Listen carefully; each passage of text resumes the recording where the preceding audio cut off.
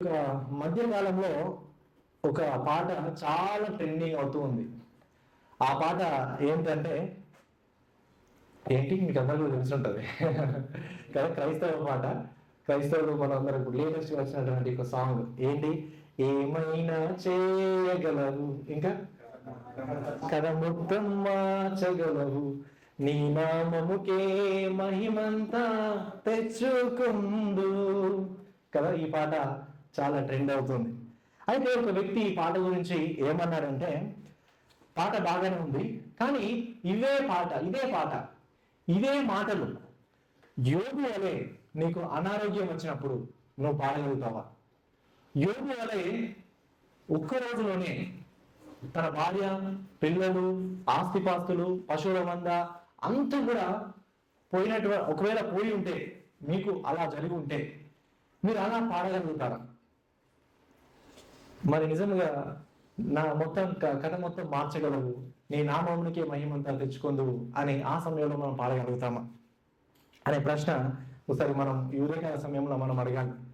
లేదా ఆరోగ్యం ఉన్నప్పుడు కాదు, నీకు అనారోగ్యం వచ్చినప్పుడు కూడా దేవుని యందు విశ్వాసం ఉంచుతావా? ఆస్తిపాస్తులు ఉన్నప్పుడు కాదు, నీవు బీదగా ఉన్నప్పుడు దేవుని నమ్ముతావా? నీవు అనుకున్నది జరిగినప్పుడు కాదు, నువ్వు అనుకోలేని జరిగినప్పుడు దేవానికి వందనాలు అని నువ్వు చెప్పగలుగుతావా? నీకు ఉద్యోగం వచ్చినప్పుడు కాదు, నీ ఉద్యోగం పోయినప్పుడు కూడా దేవుని యందు విశ్వాసం ఉంచగలుగుతావా? పిల్లరా, ఇది కష్టంతో కూడినటువంటి పని. కానీ మన విశ్వాసానికి ఇలాంటి కఠినమైన పరీక్షలు కొన్నిసార్లు వస్తుంటాయి. అలాంటి పరీక్షల్లో కూడా మనం దేవుని కోసం నిలబడగలగాలి. ఇశ్రాయేలు కూడా వారు ఎడారిలో ఎదుర్కొన్నటువంటి శ్రమలు ఇంత అంత కాదు, చాలా కఠినమైనటువంటి శ్రమలు గుండా వెళ్ళారు. కానీ దేవుడు ఏం చెప్పాడంటే, ఆ శ్రమలు ఎందుకు వారికి ఇచ్చాడంటే అవి వారిని పరీక్షించడానికి, వారు నిజంగా విశ్వాసంలో ఉన్నారా లేదా అని పరీక్షించడానికి దేవుడు వారిని పరీక్షించాడు అనే విషయాన్ని మనం బైబిల్లో చూస్తుంటాం. ఇశ్రాయేలు లాగానే మనం కూడా ఆ శ్రమలో స్పందిస్తుంటాం. దేవుడు వారిని పరీక్షించినప్పుడు ఎడారిలో వారు సక్సెస్ అయ్యారా? లేదు, విఫలమయ్యారు. పిల్లరా, ఇశ్రాయేలు లాగానే మన జీవితంలో కూడా కొన్ని పరీక్షలు దేవుడు ఇస్తాడు. కానీ ఆ పరీక్షలు వచ్చినప్పుడు మనం విఫలమవుతున్నామా లేదా సక్సెస్ అవుతున్నామా అనేది ఒకసారి మన జీవితాలు మన పరీక్షలు వేసుకోవాలి. బహుశా మీరు మీ జీవితంలో కొన్ని సమస్యలు గుండా, బాధలు గుండా, ఇబ్బందులు గుండా వెళ్తుండవచ్చు. కానీ ప్రియులరా, ఆ ఇబ్బందులు, సమస్యలు బహుశా మీ జీవితంలో దేవుడు పెట్టే సమస్య పరీక్షలు కావచ్చు. మరి వాటికి మీరు ఏ విధంగా స్పందిస్తున్నారు అనేది ఈరోజు మనం నేర్చుకుందాం. నిర్గమకాండము 16వ అధ్యాయము 1 నుంచి 36 వచనాలు. నిర్గమకాండము 16వ అధ్యాయం 1 నుంచి 36 వచనాలు. ఈ వచన భాగము ఏ పదంతో ప్రారంభమవుతుంది? తరువాత అనే మాటతో ప్రారంభమవుతుంది. తరువాత అంటే అంతకన్నా ముందు ఏదో జరిగింది, ఆ జరిగిన సంఘటన తర్వాత ఈ సంఘటన జరిగింది అని మనకు అర్థమవుతుంది. అంతకన్నా ముందు ఏం జరిగింది? అంతకన్నా ముందు వచనంలో ఏం జరిగింది మనం చూస్తే, ఎర్ర సముద్రం నుండి వాళ్ళు దేవుడు 2 పాయలుగా ఎర్ర సముద్రం చేసిన తర్వాత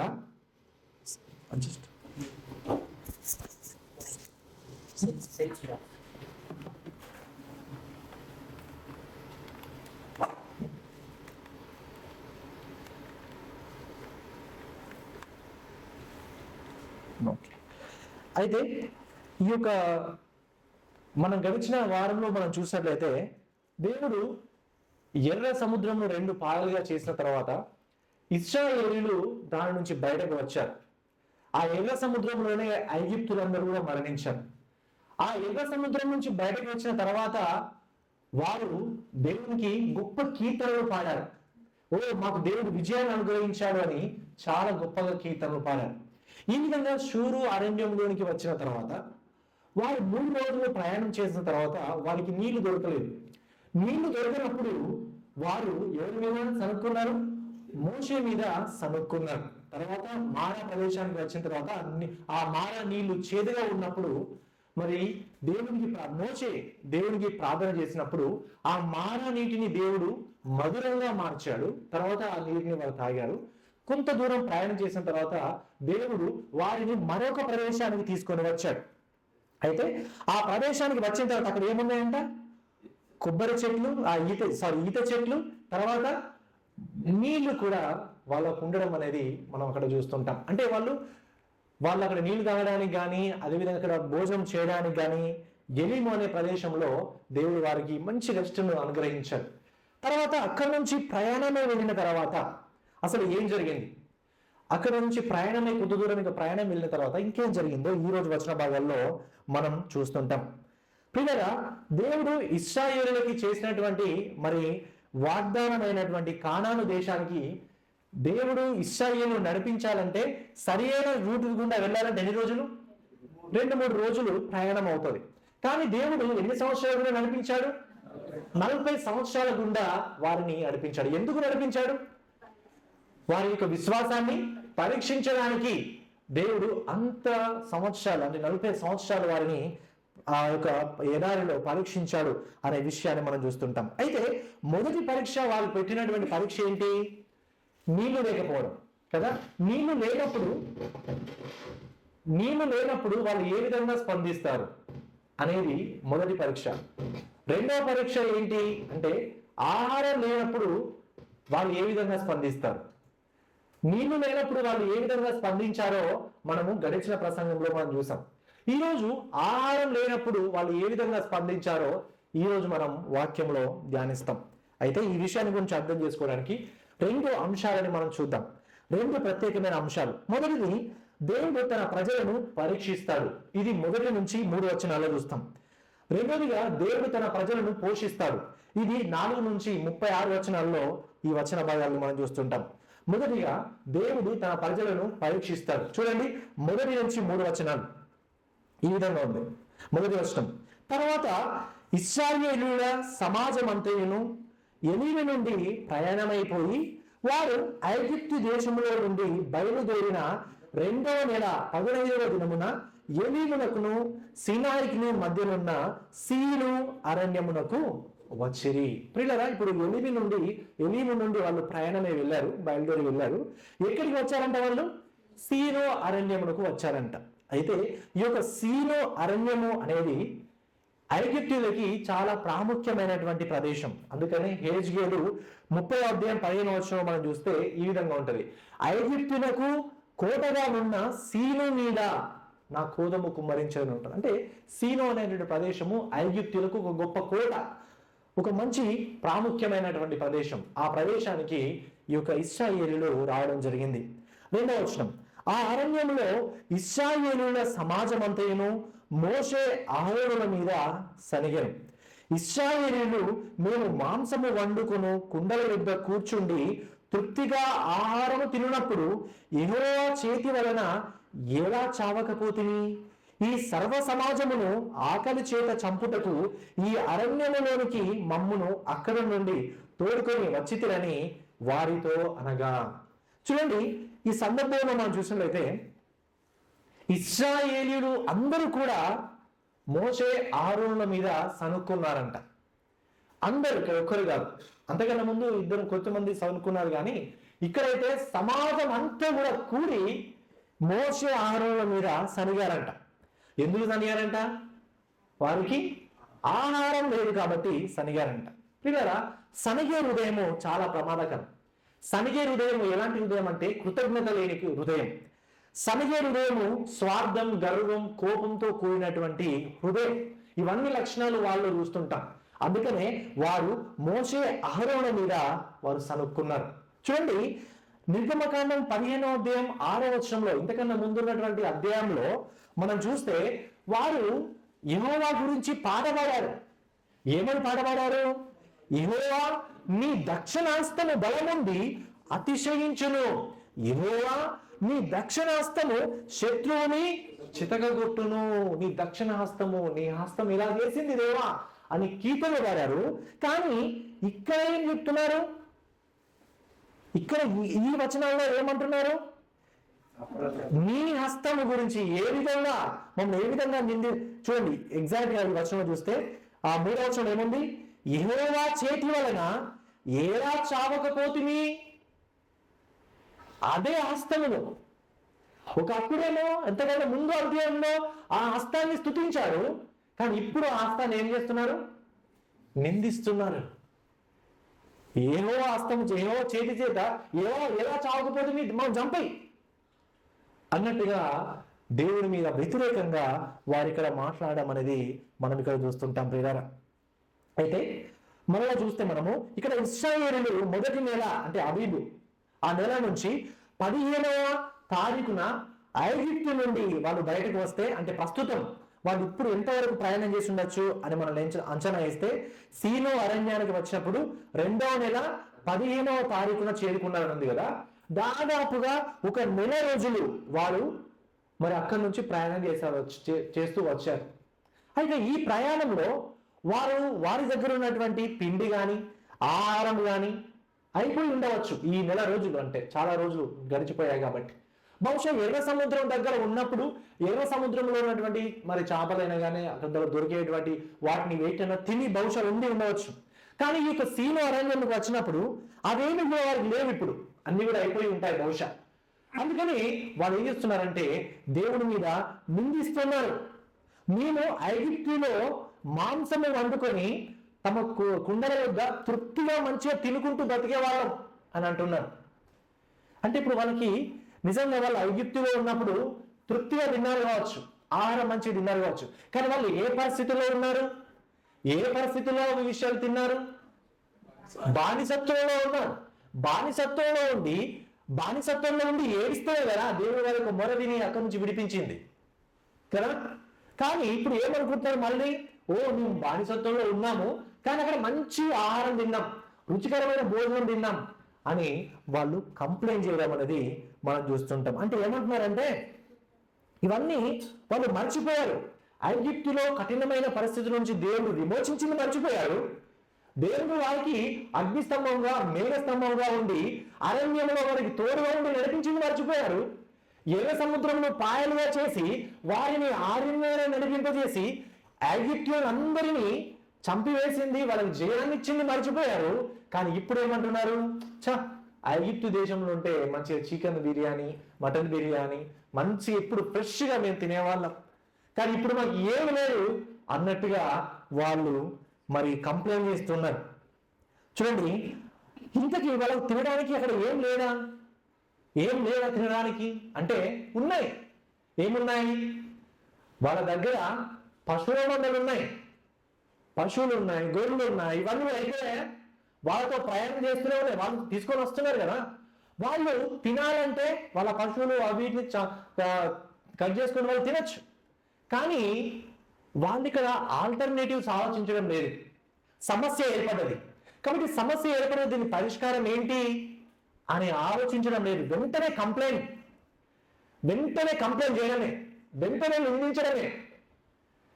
సమస్య ఏర్పడింది, మరి సమస్యలో ఏ విధంగా దీని పరిష్కారం ఏంటి ఆలోచించడం కాదు, కానీ వెంటనే కంప్లైంట్ చేయడం అనేది దీనిలో మనం చూస్తుంటాం. పిల్లలు చాలాసార్లు ఏదైనా సమస్య ఏర్పడినప్పుడు దాని సమస్యకు పరిష్కారం ఏంటి అని మనం ఆలోచించాం, వెంటనే కంప్లైంట్ మోడ్లోకి వెళ్ళిపోతాం. వెంటనే నీ వల్లే ఇలా అయింది, నీ వల్లే అలా అయింది అని వెంటనే కంప్లైంట్ మోడ్లోకి వెళ్ళిపోతాం మనం కదా. సో ఇక్కడ మనం చూసినట్లయితే సేమ్ ఇశ్రాయేలీయులు కూడా అలానే స్పందించడం అనేది మనం ఇక్కడ చూస్తుంటాం. వేరే ప్రత్యామ్నాయాలు కానీ ఇంకా ఏం ఆలోచించలేదు. వీళ్ళకి సమస్య ఏర్పడినప్పుడు ఏం చేయాల్సి ఉండాల్సింది? వాళ్ళు ప్రార్థన చేయాల్సి ఉండాలి కదా. అంతకన్నా ముందు అధ్యాయంలో మోషే ఏం చేశారు? ప్రార్థన చేశారు. కానీ ఇప్పుడు మరి అప్పుడే వాళ్ళు విఫలమయ్యారు. అప్పుడు వాళ్ళు మోషేను నిందిస్తే మోషే ఏం చేశాడు? ప్రార్థన చేశాడు. కాబట్టి ప్రార్థన చేసిన దాన్ని బట్టి దేవుడు వారికి నీళ్ళు ఇచ్చాడు. మళ్ళీ ఇక్కడ ఆహారం లేదు. మరి ఆహారం లేనప్పుడు ఇప్పుడైనా బుద్ధి తెచ్చుకోవాలి కదా. లాస్ట్ టైం మేము కంప్లైంట్ చేసినాం కానీ మోషే ప్రార్థన చేసిండు, ఇప్పుడు ఆహారం సమస్య ఏర్పడింది. ఇప్పుడు మేము మోషే వాళ్ళని ప్రార్థన చేస్తే బాగుంటుంది అని అనుకోవచ్చు కదా. లేదు, మళ్ళీ కంప్లైంట్ చేయడమే వాళ్ళు ఇక్కడ మనం ఇక్కడ చూస్తుంటాం ప్రియులారా. అంటే మానవుని యొక్క పతన స్వభావం ఏంటంటే, ఇది మానవ పతన స్వభావానికి మంచి ఉదాహరణ. పాపపు స్థితిలో ఉన్నటువంటి మనం ఇవన్నీ విషయాల గురించి ఆలోచించాం. దేవుని యొక్క గొప్పతనాన్ని గురించి కానీ దేవుడు మన జీవితంలో చేసినటువంటి క్రియల గురించి కానీ మనం ఆలోచించాం. వెంటనే కంప్లైంట్ మోడ్లోనికి మనం వెళ్ళిపోతాం. అదేవిధంగా పాపంలో ఉన్నటువంటి మనం ఏం చేస్తామంటే, ఈ పాపం నుంచి బయటకు వస్తే నా లగ్జరీ లైఫ్ మిస్ అవుతాను కావచ్చు. ఈ పాపం నుంచి దేవుడిని నమ్ముకుంటే నేను సినిమాలు మానేయాలి, దేవుడిని నమ్ముకుంటే ఈ తాగడం తినడం మానేయాలి, దేవుడిని నమ్ముకుంటే ఇది దూరంగా ఉండాలి. కాబట్టి దేవుడిని నమ్ముకోను, దేవుడు నమ్ముకోకుండా పడలేదు, నేను వీటినే అనుభవిస్తుంటా, సంతోషంగా ఉంటా అని అంటారు. ఈవెన్ పాపం యొక్క బానిసత్వంలో ఉన్నా కూడా సంతోషాలను అనుభవించడానికి దాని నుంచి బయటకు రాకుండా ఉంటారు. ఇదే లైఫ్ నాకు మంచిగా ఉంది అన్నట్టుగా ఉంటారు. ఈ ఇశ్రాయేలులు కూడా పాపపు బానిసత్వంలో ఉన్నారు, కానీ వాళ్ళు భోజనాల గురించి ఆలోచించి పాపపు బానిసత్వం అయినా సరే మంచిగా తింటున్నాను కదా, మంచిగా లగ్జరీగా ఉన్నాను కదా అన్నట్టుగా ఆలోచిస్తారు, కానీ వాళ్ళ బానిసత్వంలో ఉన్నారనే విషయాన్ని గమనించట్లేదు. ప్రియమైన మనం అందుకనే దేవుడు అద్భుత రీతిగా వారిని బానిసత్వం నుంచి విమోచించాడు. ప్రియమైన బానిసత్వం నుంచి వాళ్ళు విడిపింపబడడానికి వాళ్ళ యొక్క మంచితనం ఉందా, వాళ్ళ యొక్క గొప్పతనం ఉందా? కానీ దేవుడే ఇశ్రాయేలును వారి యొక్క బానిసత్వం నుంచి అనేకమైన అద్భుత కార్యాలు చేసి విమోచించాడు. ప్రియమైన మనము కూడా పాపం అనే బానిసత్వంలో ఉన్నాం. ఈ పాపం అనే బానిసత్వం నుంచి మనముగా రావడానికి మనం ఇష్టపడం, ఎన్నటికి ఇష్టపడం. అందుకనే దేవుడే మొదటిగా మన జీవితంలో కార్యం జరిగిస్తాడు, మనం తిరిగి జన్మింపజేస్తాడు, నూతన హృదయాన్ని ఇస్తాడు. కాబట్టి అప్పుడు నూతన హృదయాన్ని ఇచ్చినప్పుడు మనం దేవుని యందు విశ్వాసం ఉంచి అప్పుడు రక్షింపబడతాం. దేవుడు మొదటిగా మన జీవితంలో కార్యం జరిగించకపోతే మన రక్షణ విషయంలో మనం ఎన్నటికి ఎప్పటికీ దేవుని దగ్గరికి రాలేము. దేవుడు మనం వెతికి రక్షించకపోతే మనం ఎప్పటికి కూడా దేవుని వెతుక్కుంటూ వెళ్ళలేము. ఎందుకంటే మనమందరం కూడా పాపులం, దేవునికి దూరంగా ఉండడానికి ప్రయత్నిస్తున్నాం. ఎందుకంటే సంతోషాలు అనుభవించడానికి, ఈ లోకంలో ఉన్న సంతోషాలు అనుభవించడానికి నాకు దేవుడు అవసరం లేదని అనుకున్నటువంటి స్వభావాలు మన యొక్క పాపపు స్వభావాలు. అందుకనే దేవుడు మన జీవితంలో కార్యాలు జరిగించాలి.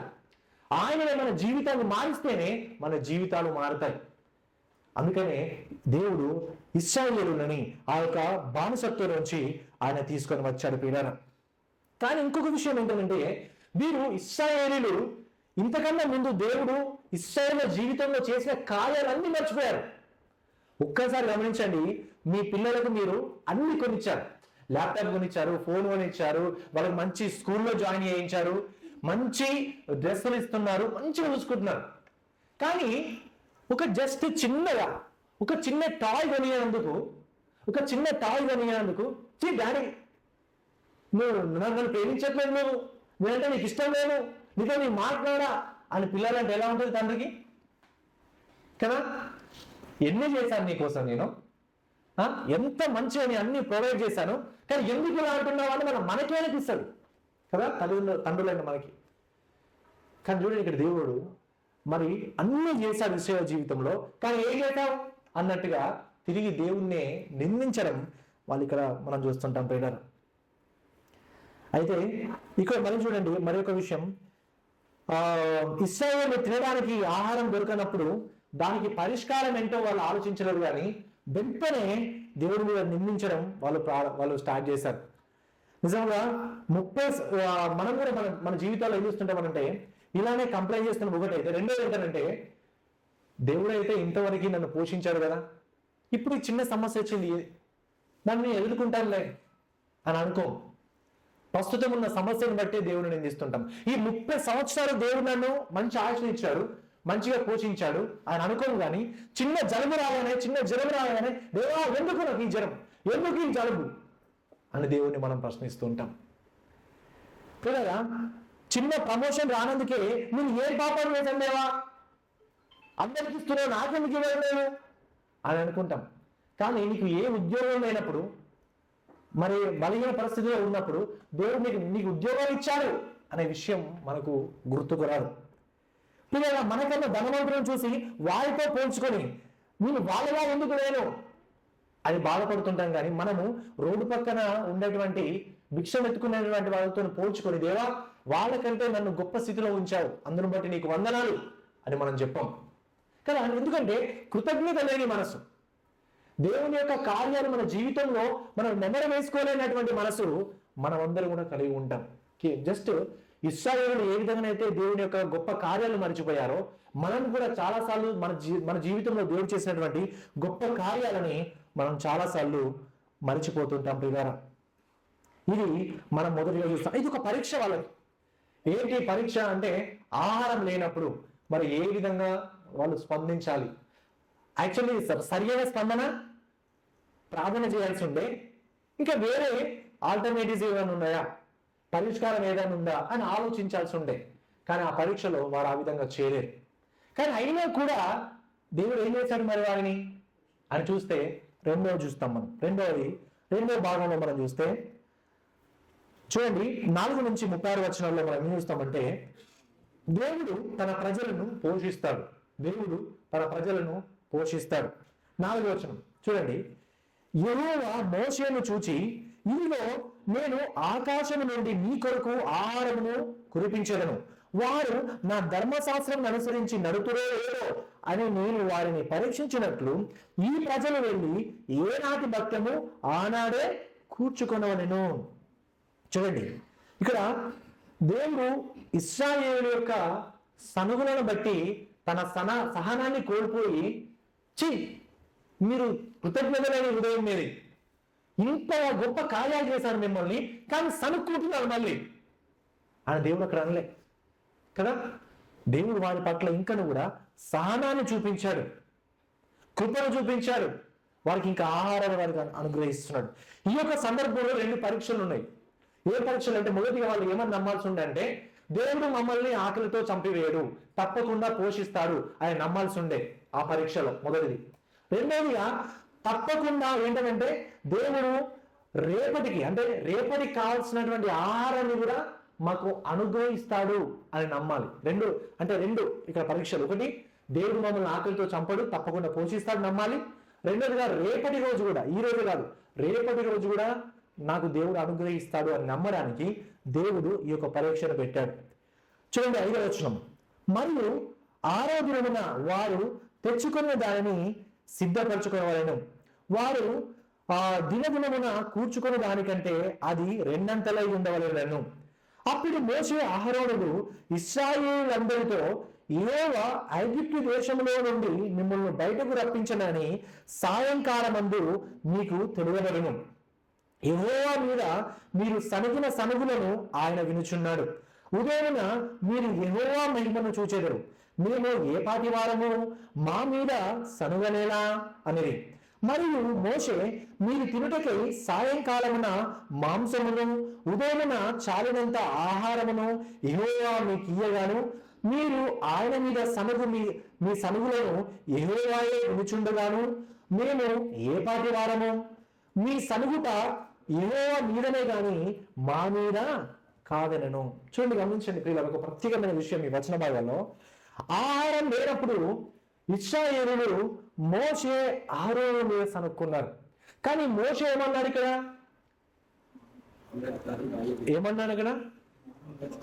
మేము ఏ పాటి వారము, మా మీద మీరు సనగలేదా అని అంటున్నాడు. ఒక ప్రత్యేకమైన విషయం మనం గమనించాలి ఇక్కడ. ఎప్పుడైతే మనము దేవుడు నియమించినటువంటి నాయకుల మీద మనం సనుక్కుంటామో, ఎవరి మీద సనుక్కున్నట్టు? దేవుడి మీద సనుక్కున్నట్టే. ఎప్పుడైతే మనము దేవుడు నియమించినటువంటి పాస్టర్లకు వ్యతిరేకంగా మనం ప్రవర్తిస్తామో, అది దేవునికి వ్యతిరేకంగా ప్రవర్తించినట్లే. ఎప్పుడైతే మనం పాస్టర్ల యొక్క మాటకి అవిధేయత చూపిస్తామో, అది దేవుని యొక్క మాటకి కూడా అవిధేయత చూపించినట్లే. ప్రియులారా, అన్ని సందర్భాల్లో కాదు, అందరి పాస్టర్లకు కూడా కాదు. ఎవరైతే వాక్యానుసారంగా సంఘాన్ని నడిపిస్తారో, వాక్య పరిధిలో ఆజ్ఞాపిస్తారో, వాక్య ప్రమాణాలతో మరి సంఘాన్ని చూసుకుంటారో, అలాంటి వారి యొక్క మాటకు మీరు విధేయత చూపించాలి. వారికి మీరు లోబడి ఉండాలి. వాక్యం చెప్తుంది ఏంటి? మన పైన నియమింపబడినటువంటి నాయకులను మనం ఏం చేయాలి?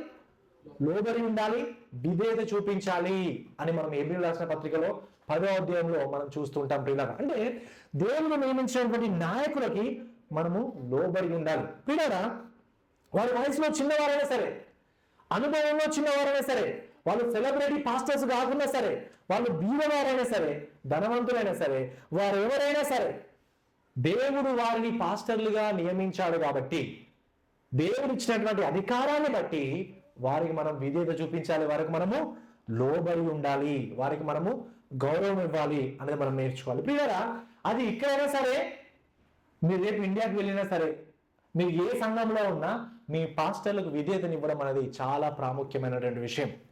వాళ్ళ యొక్క మాట వినడం అనేది చాలా ప్రాముఖ్యమైన విషయం. పిల్లరా, మీరు మాకు ఏదో విధేయత చూపిస్తే, మీరేదో మా యొక్క మాట వింటే మాకు గొప్ప ఘనత వస్తుందని కాదు ఇక్కడ ఉద్దేశం. పిల్లరా, మీరు దేవుడు నియమించినటువంటి పాస్టర్లకు విధేయత చూపించడం అనేది అది మీ ఆత్మీయ జీవితానికే మంచిది. మీరు దేవుడు నియమించిన అధికారానికి లోబడకపోతే మీరు దేవుని యొక్క మాటకు అవిధేయత చూపించిన వారు అవుతారు. కాబట్టి మీ యొక్క విశ్వాసంలో మీరు బలహీనపడతారు. అది మీ ఆత్మీయ జీవితానికే మంచిది కాదు.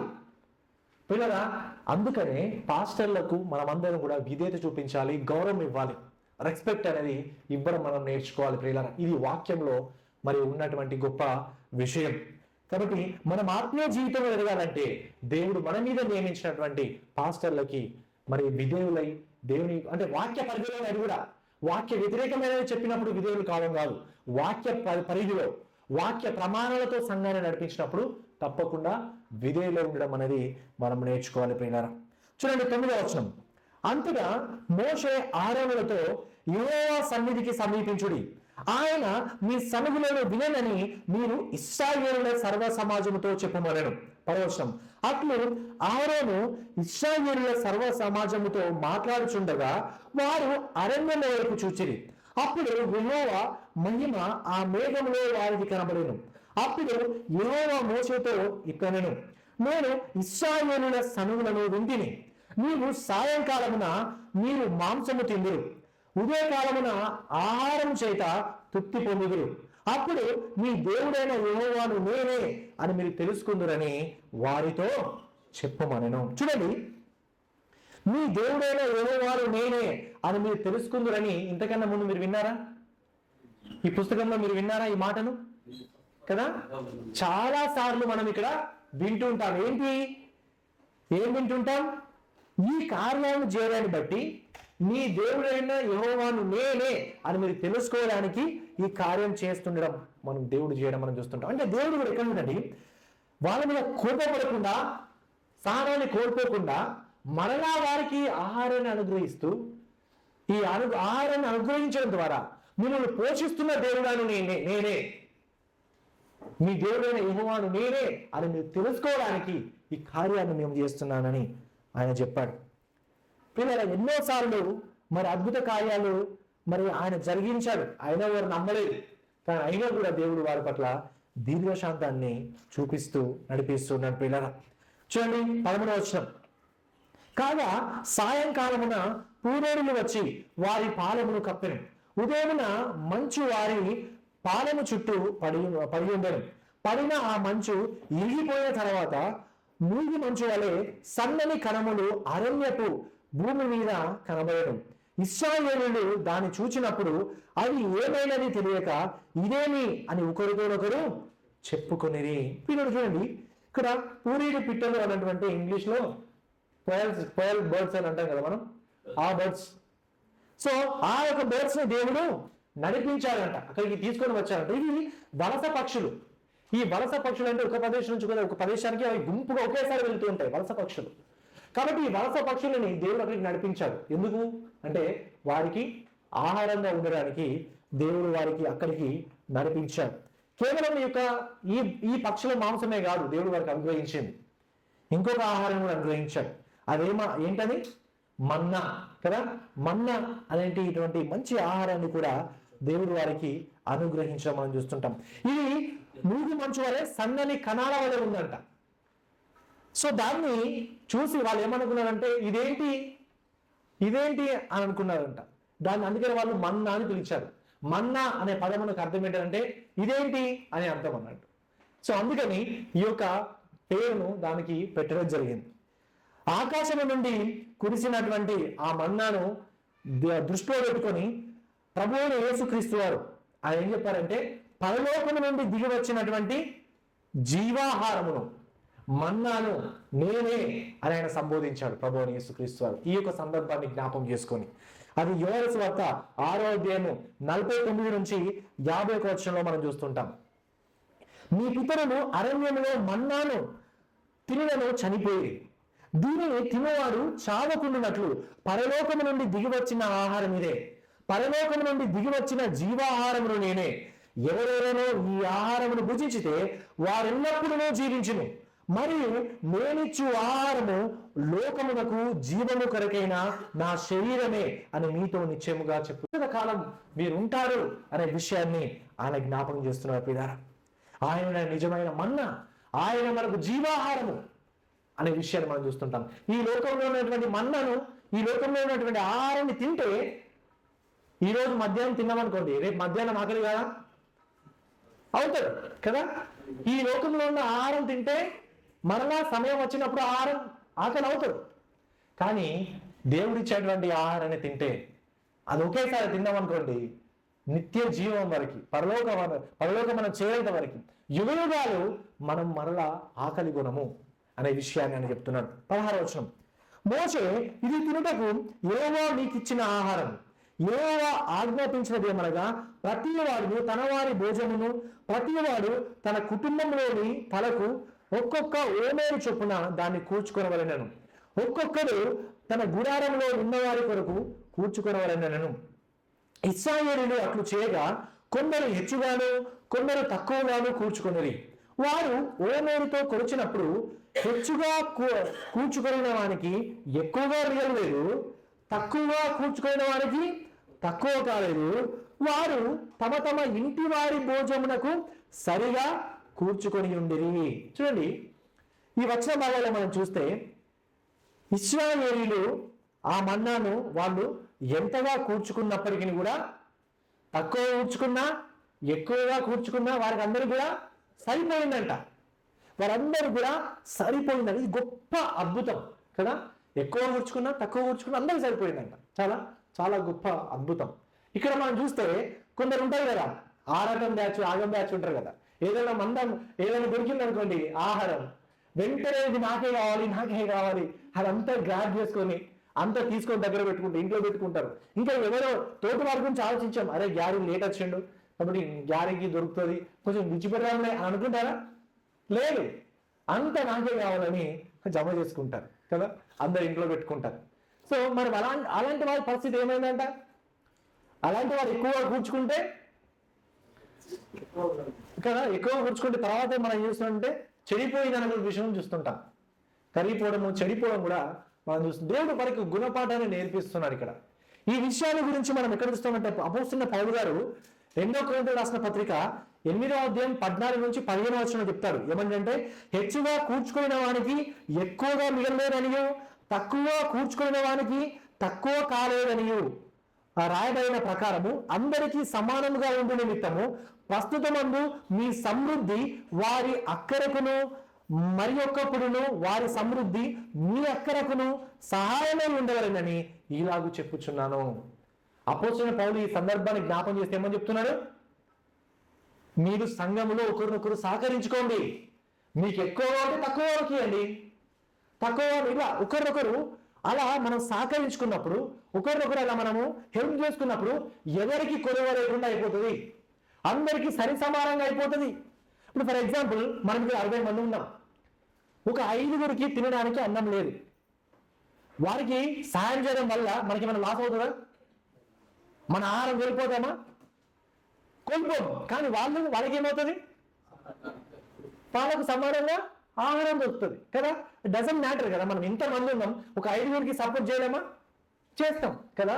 సంఘంలో కూడా ఇలా చేయాలి, ఇలా ఉండాలి అని అపోస్తలుడైన పౌలు గారు చెప్తున్నారు. ఏంటంటే హెచ్చుగా ఉన్నవాడు తక్కువ వానికి ఇస్తే సంఘంలో ఎవరు కొదువ లేకుండా ఉంటారు, సంఘంలో ఎవరు కొదువ లేకుండా ఉంటారు అనే విషయాన్ని అపోస్తలుడైన పౌలు గారు చెబుతున్నారు. అందుకనే ప్రియులారా, మీ దగ్గర డబ్బు ఎక్కువగా ఉందా?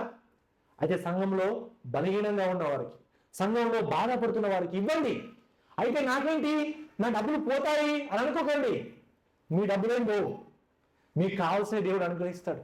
దేవుడు సరి సమానంగా అందరికీ కూడా అనుగ్రహిస్తాడు.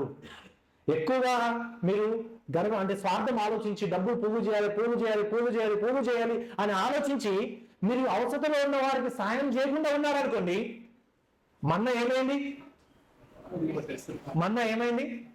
పాడైపోయింది. మరి మీ దగ్గర అంత పొలం తీసుకున్న జ్ఞానం ఏమవుతుంది కదా. ఆ విషయాన్ని మనం గమనించాలి. డబ్బు ఎరువు లాంటిదంట, అది దాచి పెడితే కంపు కొడుతుంది కదా, బెదజల్లితే ఫలితాన్ని ఇస్తుందంట. సో కాబట్టి మరి మనం ఏ విధంగా మరి ఉన్నామనేది కూడా ఒకసారి మనము పరిశీలన చేసుకోవాలి. తర్వాత మనం చూసినట్లయితే 19వ వచనంలో, మరియు మోషే దీనిలో ఏమీ ఉదయం వరకు ఎవరును మిగుల్చుకోవదని వారితో చెప్పాను.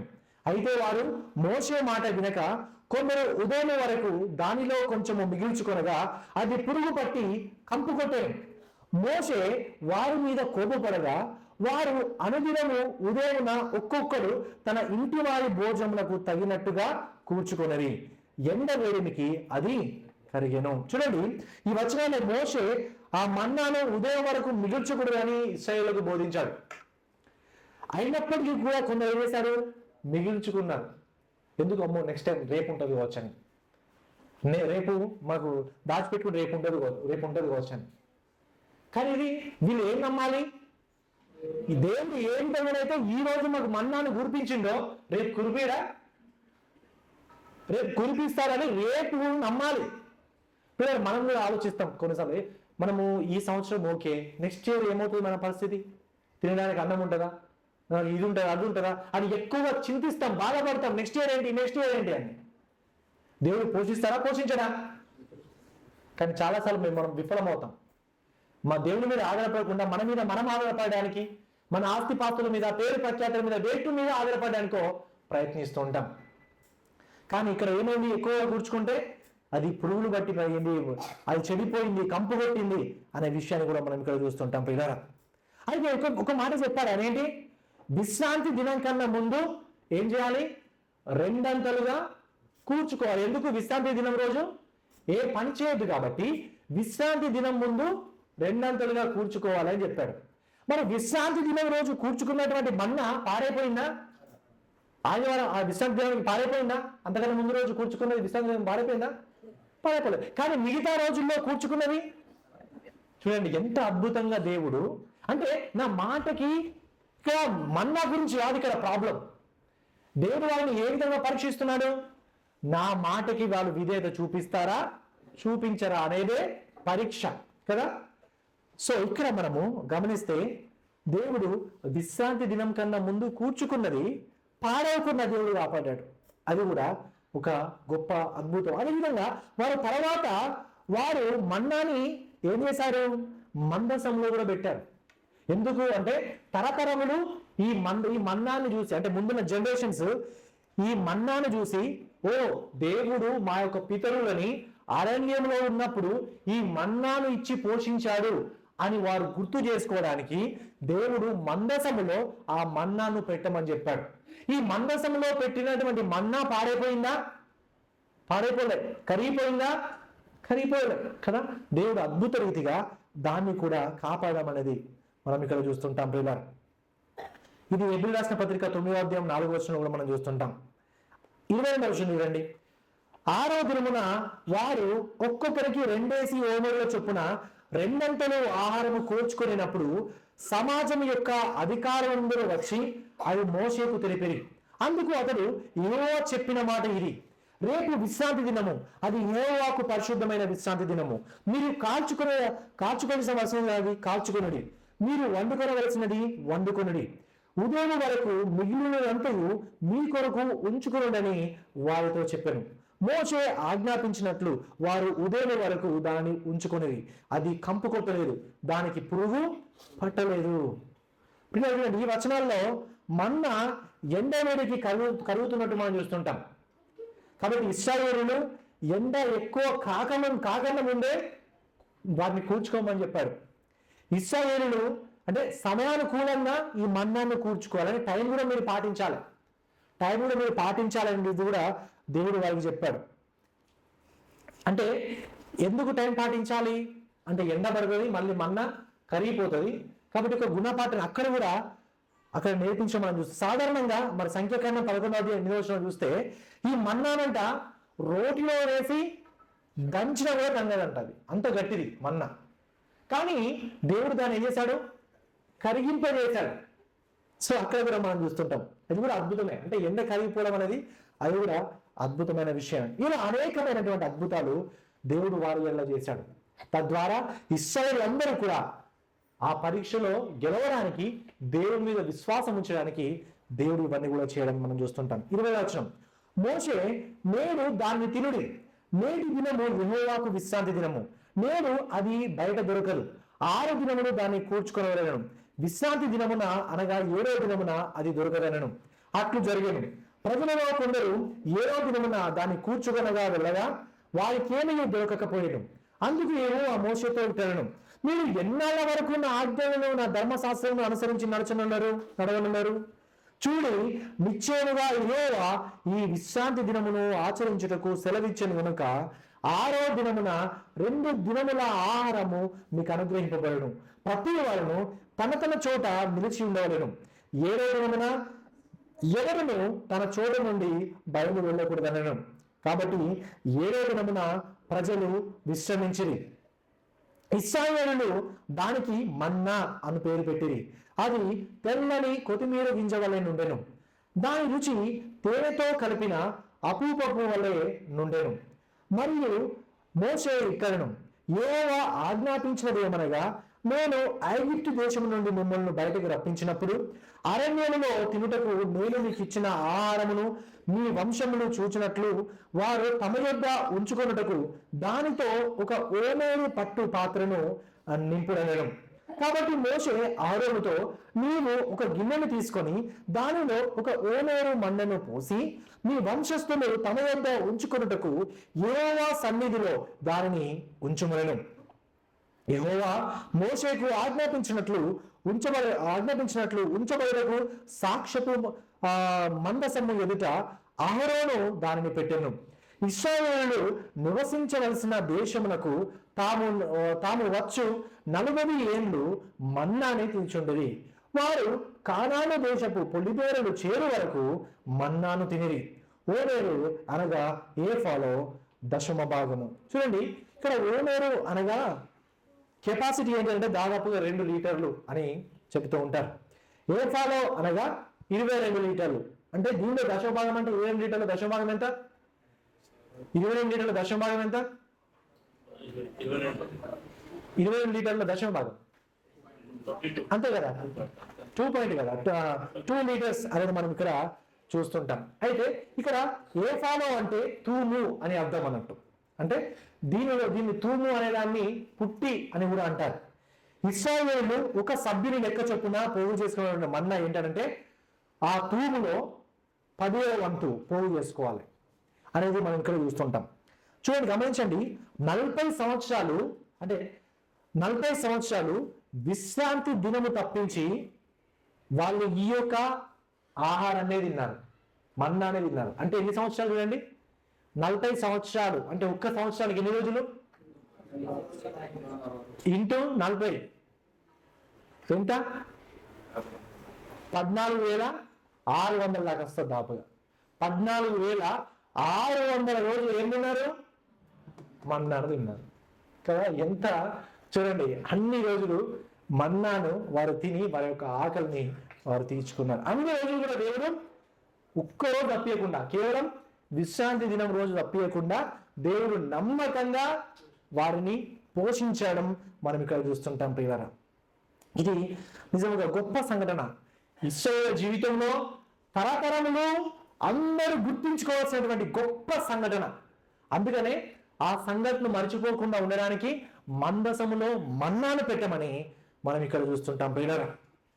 చూడండి, అంటే ఆ రోజు ఎడారిలో మరి ఇశ్రాయేలులను పోషించినటువంటి దేవుడు ఈ రోజు దేవుడు మనల్ని పోషించడంటారా? పోషిస్తారా? పోషించరా? ఇశ్రాయేలు దేవుని పట్ల సనిగారు, అయినా కూడా దేవుడు ఏం చేశాడు? వారి పట్ల దీర్ఘశాంతాన్ని చూపించాడు. ప్రతిరోజు మనం దేవుడికి వ్యతిరేకంగా పాపాలు చేస్తాం. వెంటనే దేవుడు మనం శిక్షిస్తున్నాడా? ఇంకా సహనాన్ని చూపెడుతున్నాడు, ఇంకా దీర్ఘశాంతాన్ని చూపెడుతున్నాడు, ఇంకా ఛాన్సెస్ ఇస్తున్నాడు, ఇంకా అవకాశాన్ని ఇస్తున్నాడు. దేవుడు నమ్మకమైన వాడు, నమ్మదగిన వాడు. ఆయన మన ప్రియమైన తండ్రి. తన పిల్లలు బాధపడుతున్నప్పుడు ఆయన చూస్తూ వదిలిపెట్టాడు. ఆయన వారిని పోషిస్తాడు. ఆకలితో చనిపోతున్నప్పుడు వదిలిపెట్టాడు. ఆయన తప్పకుండా మనకు కావాల్సినటువంటి ఆహారాన్ని ఆయన మనకు ఎప్పుడు కూడా అనుగ్రహిస్తాడు. కానీ చాలాసార్లు మనమే ఆయన మీద విశ్వాసం ఉంచాం, ఆయన మాట మీద మనం విశ్వాసం ఉంచాం. ఆయనను పోషిస్తాడు, సంరక్షిస్తాడు అని ఆయన మీద మనం నమ్మకం ఉంచాం ప్రియులారా. నిజంగా కొన్నిసార్లు మనకు ఉద్యోగం పోగానే, కొన్నిసార్లు సమస్యలు రాగానే, దేవా అసలు నువ్వు ఉన్నావా, నన్ను చూస్తున్నావా, నన్ను పోషిస్తున్నావా అని మనం దేవుడిని ప్రశ్నిస్తాం. ప్రశ్నించడం ఎక్కువ అవుతుంది, కానీ దేవుడు నన్ను పోషిస్తాడు అని మనము విశ్వాసం ఉంచాం ప్రియులారా. నిజంగా కొన్నిసార్లు దేవుడు నన్ను పట్టించుకుంటున్నాడా, నా ప్రార్థన వింటున్నాడా, అసలు ఎన్ని రోజులు ఈ కష్టాలు, ఎన్ని రోజులు ఈ సనుగులు అని అంటూ ఉంటారు. ఇప్పుడు ఒకసారి గమనించండి, మిమ్మల్ని కరోనా సమయంలో దేవుడు ఎలా రక్షించాడు? మీ చుట్టూ ఎంతమంది చనిపోయారు? మీకు తెలిసిన వాళ్ళు మీ చుట్టూ ఉన్న ఎంతమంది చనిపోయారు? చాలా మంది చనిపోయారు కదా. ఈ యొక్క యూఐలో ఇంకా చాలా మంది చనిపోయారు, కుప్పలు పడేసిన సందర్భాలు కూడా ఉన్నాయి. కానీ దేవుడు ఆ సమయంలో నువ్వు రక్షించాలా లేదా? మరి అది మీకు గుర్తుకొస్తుందా? అది ఎప్పుడో మర్చిపోయినాం మేము అని అనుకుంటాం కదా. కరోనా సమయంలో ఎంతమంది ఉద్యోగాలు పోయాయి, ఎంతమంది రిటర్న్ ఇండియాకి వెళ్ళిపోయారు. కానీ మీరు, దేవుడు మిమ్మల్ని పోషించాడు, మీకు ఇంకా ఉద్యోగాలు ఇంకా ఇస్తూ ఉన్నాడు. అది మీకు గుర్తుందా? ఒకప్పుడు మీరు ఎంతో అనారోగ్యంతో బాధపడుతున్నప్పుడు, ప్రార్థన చేసినప్పుడు దేవుడు మిమ్మల్ని స్వస్థపరిచిన సందర్భం మీకు గుర్తుందా? ఒకప్పుడు మీ జీవితంలో శాంతి సమాధానం లేకుండా బాధపడుతున్నప్పుడు, కుటుంబ బాధలు ఉన్నప్పుడు, అప్పుల బాధలు ఉన్నప్పుడు, పిల్లలు లేరని బాధపడుతున్నప్పుడు, మరి దేవుడు మీకు కృప చూపించినటువంటి సందర్భాలు మీకు గుర్తున్నాయా? సమస్య రాగానే ఇవేం ఆలోచించాం, కానీ దేవుడి మీద సనగడం అనేది మనము చూస్తుంటాం ప్రియులారా.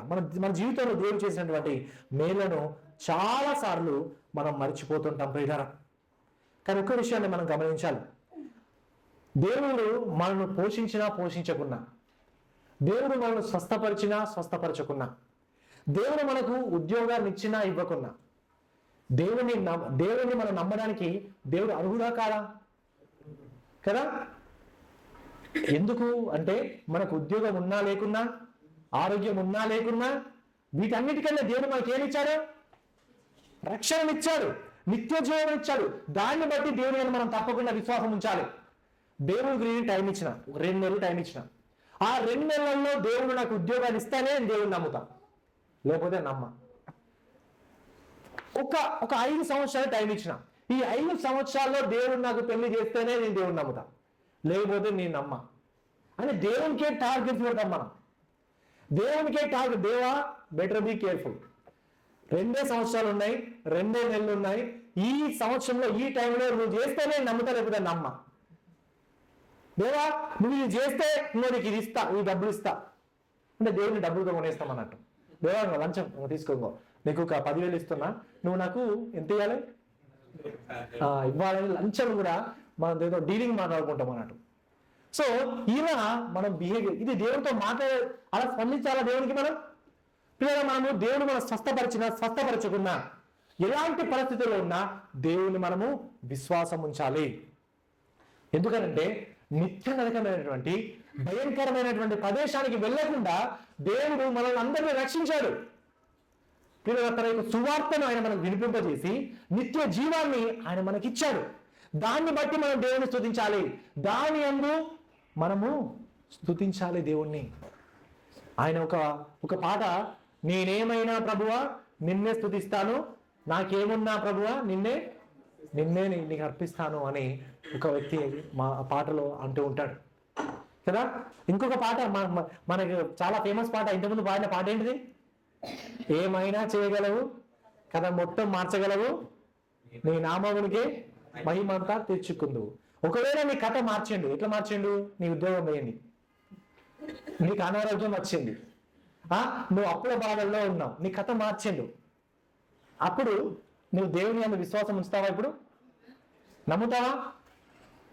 పిల్లరా, మన విశ్వాసానికి కలిగేటువంటి పరీక్షలు అలాంటివి వస్తాయి.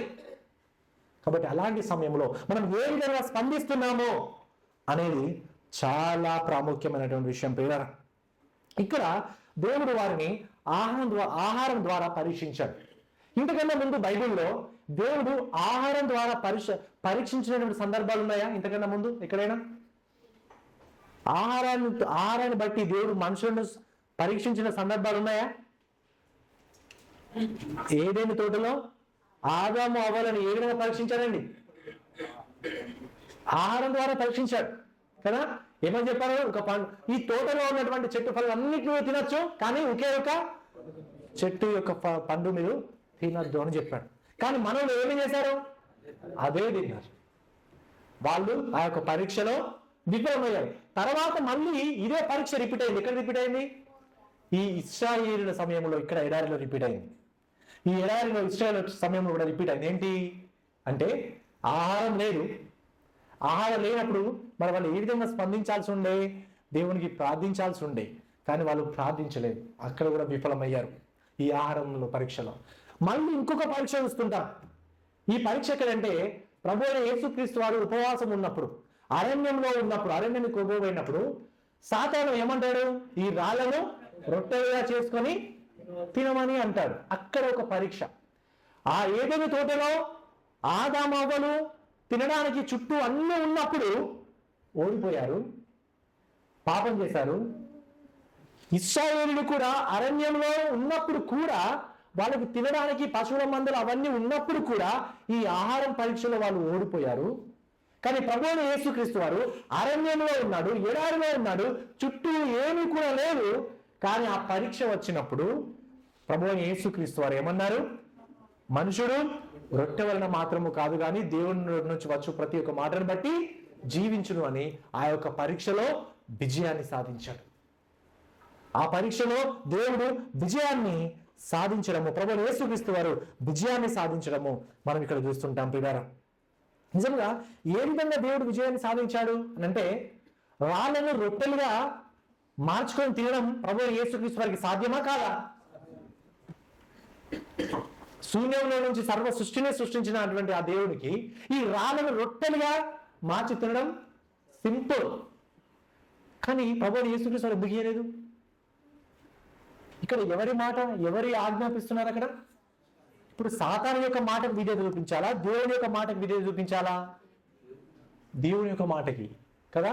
ఇప్పుడు ఇశ్రాయేలీయులు అక్కడ కూడా దేవుని యొక్క మాట యందు విశ్వాసం ఉంచి దేవునికి ప్రార్థించాల్సి ఉండే, కానీ అలా స్పందించలేదు. కానీ ప్రభువైన యేసుక్రీస్తు వారు, సాతాను నీ మాట వినడం దేవుని యొక్క చిత్తం కాదు, నీ మాట నువ్వే అసలు నన్ను ఆజ్ఞాపించడానికి, నీ మాటని కాదు నీ వినాల్సింది, దేవుని యొక్క మాట ద్వారా నేను బ్రతుకుతా, నీ మాట ద్వారా విధే చూపించి నీ మాట ద్వారా ఆ రాళ్ళని రొట్టెలుగా తీసుకుంటే నేను బ్రతుకా. కానీ మనుషుడు దేని ద్వారా బ్రతుకుతాడు అంటే దేవుని యొక్క నోటి నుంచి వచ్చే మాటను బట్టి బ్రతుకుతాడు అని దేవుడు ప్రభువైన యేసుక్రీస్తు వారు అక్కడ రుజువు చేయడం అనేది మనం ఇక్కడ చూస్తుంటాం. పిల్లలు, అవును, మనుషుడు రొట్టె వల్ల మాత్రం కాదు, దేవుని యొక్క నోటి నుంచి వచ్చే ప్రతి ఒక్క మాట ద్వారా జీవిస్తాము మనమందరము, మన ఆత్మీయ జీవితంలో మనము అలా బ్రతుకుతాము అనే విషయాన్ని ప్రభువైన యేసుక్రీస్తు వారు మరొకసారి ఆయన ప్రూవ్ చేశాడు. అందుకనే ఆయన ఆ పరీక్షలో నెగ్గాడు. మళ్ళీ ఏం చెప్పాడు? జీవాహారమును నేనే, మన్నాను నేనే, కాబట్టి దాన్ని తినువాడు జన్మేది కూడా ఆకలి తీరడు, తినువాడు శాశ్వత కాలం యుగ యుగాలు నాతో పాటు ఉంటాడు అని చెప్పాడు.